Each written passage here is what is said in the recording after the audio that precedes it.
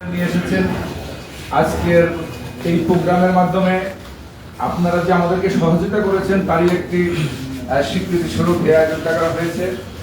আমরা ট্রাফিক ব্যবস্থাপনায় মাঠে রাস্তার অবস্থা যাই হোক, রাস্তায় সংস্কারের জন্য জ্যাম হয়, রাস্তায় বিদ্যুতের খুঁটি পড়ে জ্যাম হয়, ঝড়ের সময় গাছ পড়ে জ্যাম হয়।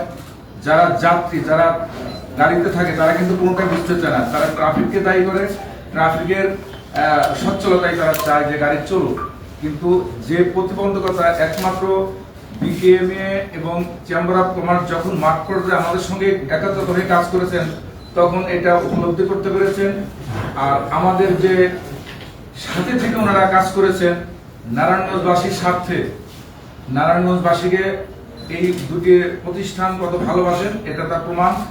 এবং আমরা এই এক বছর যাবত এবং গত রোজার ঈদেও আমরা সহযোগিতা পেয়েছি এবং সামনেও যাতে আমরা সহযোগিতা পাই। রমজানের পূর্বে 7-8 মাস আমাদের নিরলসভাবে প্রতি মাসে প্রতিদিন কাজ করে গেছেন। এই রমজানের ঈদে প্রায় 70 থেকে 80 জন শুধু ছাত্র ছিল, অর্থাৎ প্রায় 150 শ্রমিক অর্থাৎ এই স্বেচ্ছাসেবকের অর্থে যোগান দিয়েছেন। সর্বশেষ এতটুকু বলবো, আপনারা আমাদের সাথে থেকে আমরা যে উপকৃত হয়েছি, আমরা যে কি কি প্রতিবন্ধকতার শিকার হয়ে এটা আপনারা উপলব্ধি করতে পেরেছেন।